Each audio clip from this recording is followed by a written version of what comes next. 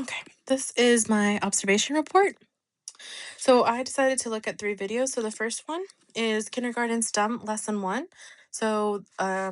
This was a STEM lesson, including reading with about 10 students. It lasted about 10 minutes. The age band was kindergarten. And um, when I talk about the analysis, I am going to kind of summarize it. So I'll do section 1 through 4 all together. So the video started off with the teacher posing a question. So her question was, "What do I need to stay alive?" Students were interrupting at first, but she redirected them to raise their hands to speak, which I thought was really good with classroom management behavior.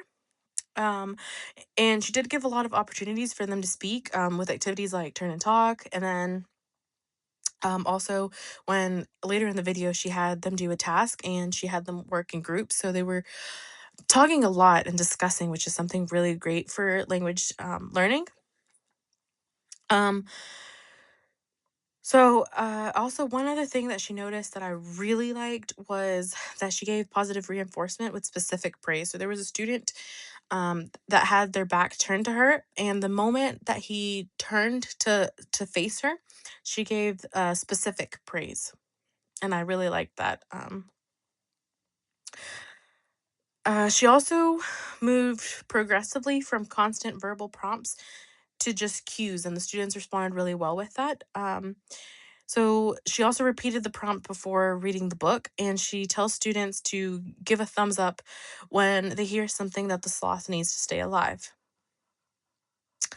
So she models giving the thumbs up so that every student knows. And then one more thing, the way she started it with posing a question, it's really important with science teaching, because whenever you do a lesson or anything, the goal is to start with either a phenomena or a question, which is what she did here. So I really liked that she did that.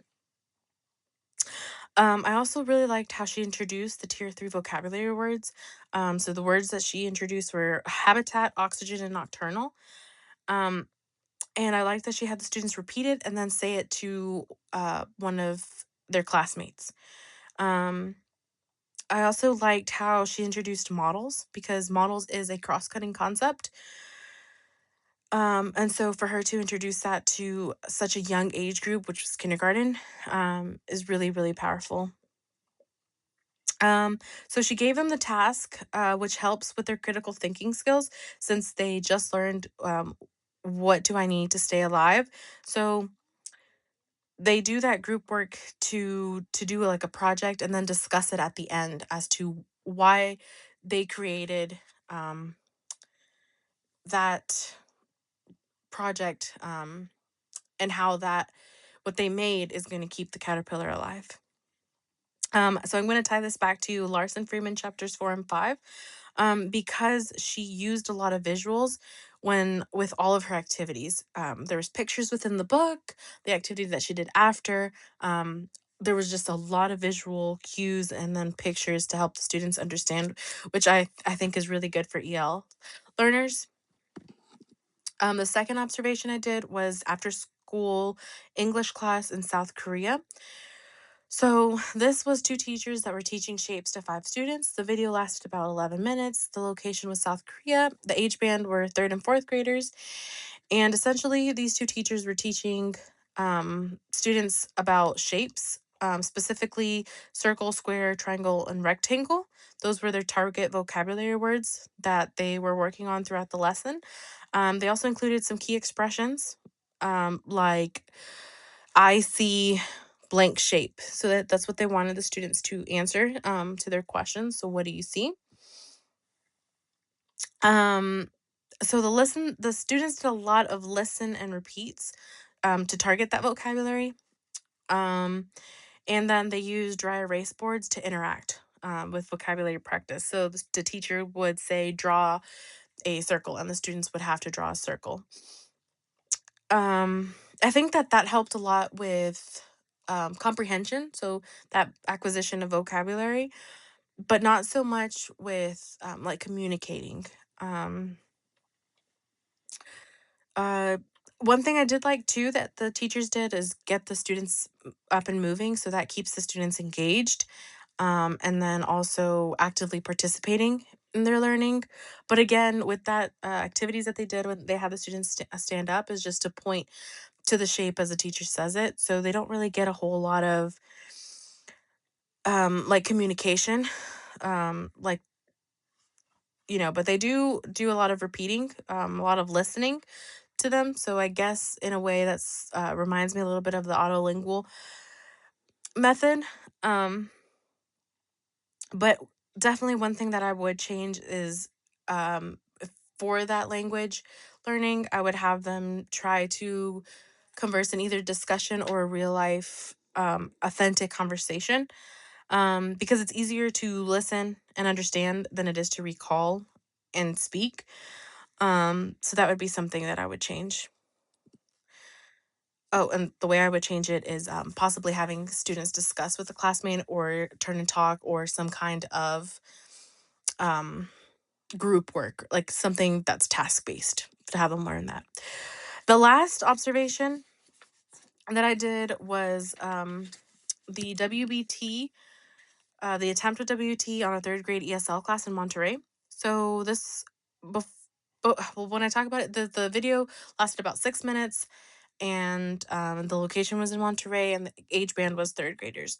So before I talk about the observation, WBT to me was like whole brain teaching. So essentially, it's like the multisensory approach where they use visual, auditory, and movement based learning to help with language fluency. Um, so it was a little hard to hear, but I did notice that the students were kind of chanting like choral.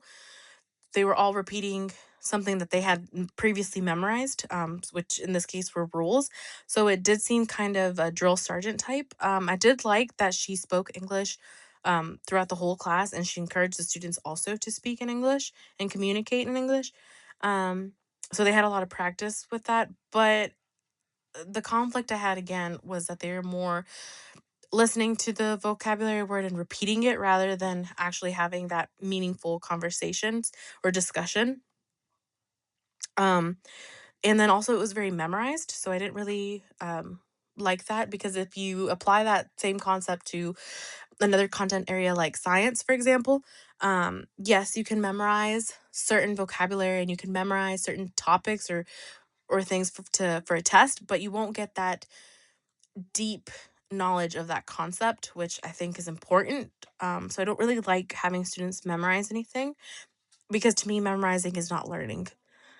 Um, I did really like that this method was really good with classroom management. So I think having this as part of like the classroom management method, and then having another teaching method mixed in, like communicative language teachings, to have that more of a real life communication where the students can actually practice using that vocabulary, um, is really important. And then lastly, implications for the profession.